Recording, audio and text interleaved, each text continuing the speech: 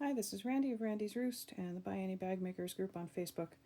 This is part 2 of ByAnnie's Close at Hand, and in this video I'm going to be showing you how to create the side strip and the zipper strip, and then we're going to join them to make the zipper loop.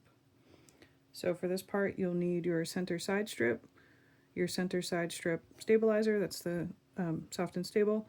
You'll need your handle that we prepared in the first video. You'll need your side strip fabric, your zipper strip fabric, your zipper strip soft and stable, and the longer of your two zippers. And you'll also need the side strip bindings. Okay, so in the pattern I'm on page 3. I'm at step 9, which is on the bottom right of page 3. It says prepare center side strip and attach handle. And I'll just mention this again, you do need the pattern to follow along with this tutorial. I'm not going to give you any measurements. You do need to purchase the pattern.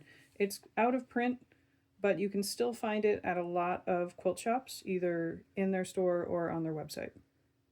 Okay, so the first thing we need to do is center the center side strip fabric on top of the center side strip stabilizer. So this is similar to how we prepared the zipper pocket that goes on the front of the case. So we're going to smooth that out really well, and then we're going to sew about 1/8 of an inch from the edge of the fabric all the way around. And again, this is easiest with a walking foot. Okay, now we need to trim away the soft and stable so it's even with the fabric on all 4 sides. Okay, I just want to mention again, this is Tiny Beasts by Tula Pink for Free Spirit. Okay, so once you have the soft and stable trimmed, you're going to decide whether or not you care which part of this is up. So we're going to be marking down from one of the long edges. So if your design has a right side up, you're going to be marking the line from the top. We're measuring 1/2 inch from the top.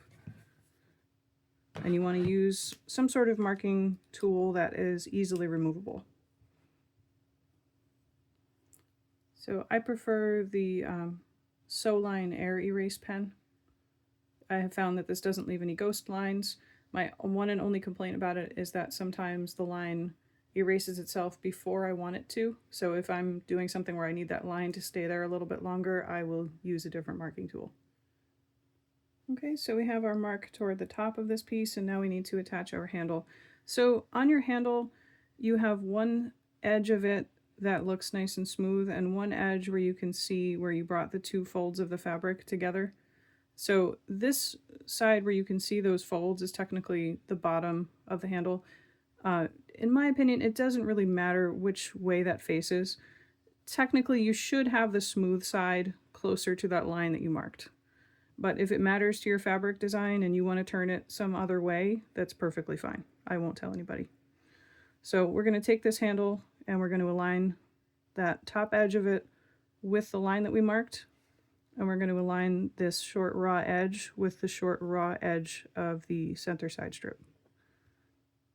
Like that. And you can clip that in place if you like. Your handle should be longer than this piece because we want the handle to lift up in the middle so we have room to grab it. Okay, so we're going to sew along that edge with 1/8 of an inch seam. Actually, before you sew that down, what you should do is mark a line 3/4 of an inch from each end. It's going to be easier to do that now than it would be to do it after we sew this on. Okay, now once those lines are marked, you can align the handle below your long marked line. Align the short edge with the short edge of the center side strip, and you're going to sew that in place, and you're going to use the 1/8 of an inch seam and the short line that you marked as a guide for sewing a box with an X to reinforce the handle. And like I said before, the handle is going to lift up.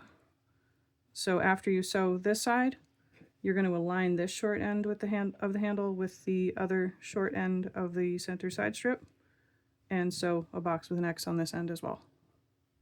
Okay, once you have the handle sewn on, you're going to take your center side strip lining and align that on the back and smooth it out really well and clip it in place. Now you're going to sew it along the edges just like we did when we put lining on the previous pieces of this case, but this time it's going to be a lot easier to sew the lining on when you sew from the main fabric side. It's because now we have that handle in the way. So the point of doing it like this was that so when we sew the handle down, you won't see these stitches. These are now going to be covered up by the lining. Okay, so you're going to line that piece up with all the edges of the soft and stable, smooth it out really, really well, clip it in place, and then sew along the edges from the main fabric side. Okay, so this piece should now look something like this, and then you can set that aside for a moment. So the next thing we need to do is work on the zipper strip. So we're going to be on page 4, and you're going to need your 2 pieces of zipper strip fabric and your zipper strip stabilizer and the longer of the 2 zippers.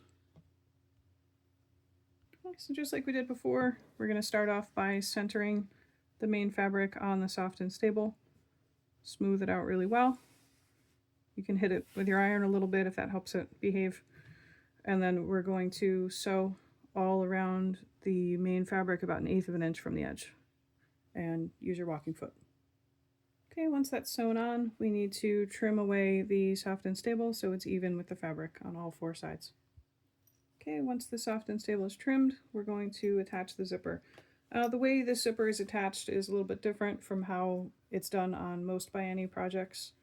So just slow down, make sure you're following the steps. Okay, so you want your longer zipper closed with the zipper slide on the left, and we're going to turn the zipper over so we're looking at the wrong side.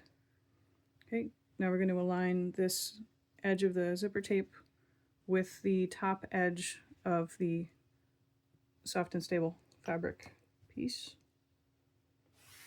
Okay, you should have some extra zipper tape hanging off on each end, probably not as much as I do. I cut mine a little bit too long.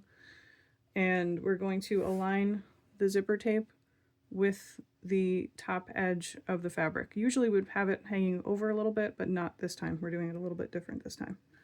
Okay, and you can pin or clip that in place. And then I am going to do something very slightly different from the pattern. I'm going to sew along this edge with a scant 1/4 inch seam. The pattern says 1/4 inch, but since we're going to use the lining to hide this line of stitching, it will be easier to hide that if we do a scant 1/4 with this seam. Okay, so we're still looking at the right side of the main fabric here, and we have the zipper sewn down. Now we're going to take the zipper strip lining fabric and we're going to turn it so we're looking at the wrong side. Okay, now we're going to put this on top and we're going to align the short ends of the lining with the short ends of the main. And we're going to align this top edge of the lining with the edge of the zipper tape. Okay, and you can pin or clip that in place, and then we're going to sew this down with an accurate 1/4 inch seam right along this top edge. Okay, so next we're going to give the lining a press onto the wrong side. So right now I'm looking at the right side of the main fabric, the wrong side of the lining. I'm just going to turn this whole piece over. Okay, so now I'm seeing the soft and stable and the wrong side of the lining.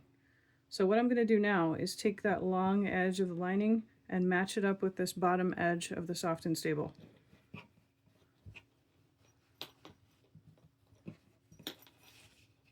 Okay, I'm going to take that to my iron and give it a good press. I'm going to be careful pressing around the zipper. We don't want to get heat right on those zipper teeth, but we want to press where you feel the bulk in this seam. You want to make sure that's pressed really well and that you're keeping the edge of the lining aligned with the edge of the soft and stable. Okay, once you have that lining pressed down, you're going to sew along this bottom long edge 1/8 of an inch from the edge of the lining fabric. Once you have that lining fabric sewn in place, you're going to turn this whole piece back to the main fabric side, and now we're going to top stitch right along this bulky seam. We want to make sure we're getting through all those layers of fabric and soft and stable and zipper tape right along that edge. And make sure that your bobbin thread is something that's going to blend in with your lining fabric. After you have that top stitching done, the next thing we need to do is trim the total height of this piece. And the easiest way to do that is to mark where we're going to be cutting first and sew inside that line first to secure all the layers, and then trim away. So we're going to look at figure 14, that's about halfway down on page 4, and there's a measurement there that tells you where to mark this line. When you measure this line, you're going to measure from the top of the zipper tape, the part we didn't sew anything to yet. You're going to measure down from there and mark on the main fabric side. Once you have that line marked, you're going to sew about 1/8 of an inch above that line all the way across this piece. And then we're going to cut on the line. Okay, so now what we need to do is move the zipper slide toward the middle of this piece, and we're going to stitch along the very edge of the not quilted fabric, the stabilized fabric. We're going to stitch right through there at 1/8 of an inch seam, and also right across the zipper teeth carefully to seal off the end. And we're going to do the same thing on this end. And after those two lines are stitched, then we're going to trim the zipper tape even with our fabric. Okay, so the next thing we need to do is attach that piece with the handle to this piece with the zipper. And we're going to be using these two pieces to create a loop. So the zipper loop gives the case depth. That's what allows you to use all those nice pockets inside and store all your stuff. Otherwise there would be no space in there. So we need to have the zipper strip right side up, and we're going to take the side strip and put it right side down. Okay, and now we're going to align this short end with this short end right here. And we're just going to clip it in place. Okay, you notice I'm putting the flat side of the clip on the wrong side because we're going to be sewing this from the other side. All right, so we're going to turn this over. And now we're going to stitch along that short end with a scant 1/4 inch. Okay, now we're going to take one of those cute little side strip bindings and we're going to fold it in half with the right sides showing, right sides out. And we're going to align the edge very nicely, and you can pin it together if you like. And then we're going to align this long edge of this binding with the short edge that we just sewed together. And you should have a tiny bit of binding extending on the ends.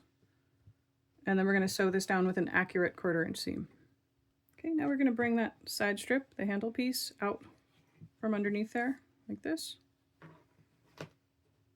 And now what we're going to do is a flat binding. So this is not a usual binding where you bring the binding around and try to sew it down like that, because then you'd have a big lump inside the case. Instead, what we're going to do is take this whole piece and flatten it like this. Just squash it down so that whole seam and the binding are flat. And then we're going to sew right along that folded edge of the binding. Keep in mind that your bobbin thread for this step is going to show right on your case, right on the front. As you sew this down, as you sew along that edge of the binding, make sure that your handle is smoothed down away from the seam you're working on so it doesn't wind up bunched up like that in your binding seam. Okay, we're going to turn this to the right side one more time, and what we need to do now is trim that little piece of binding even with the fabric. Okay, now you can go ahead and close that zipper, keep it out of the way. And now we need to attach the other end of the zipper strip to the other end of the center side strip.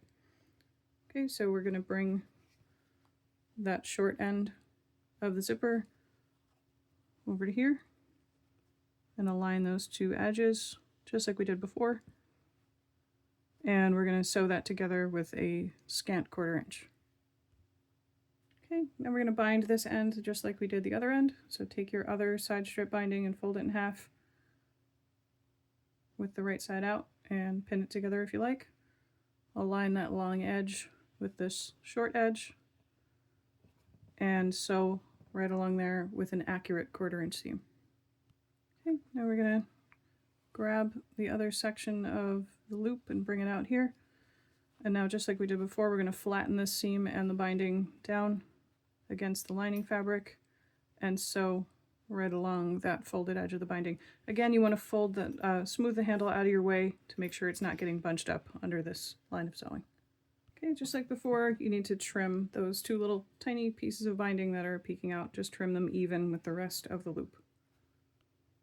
Okay, so you can turn your loop right side out and you can sort of see how we're going to attach the front of the case here, the back of the case here, and this is what's going to give the case depth. Okay, so that's it for this part. In part 3, we're going to start assembling the interior of the case.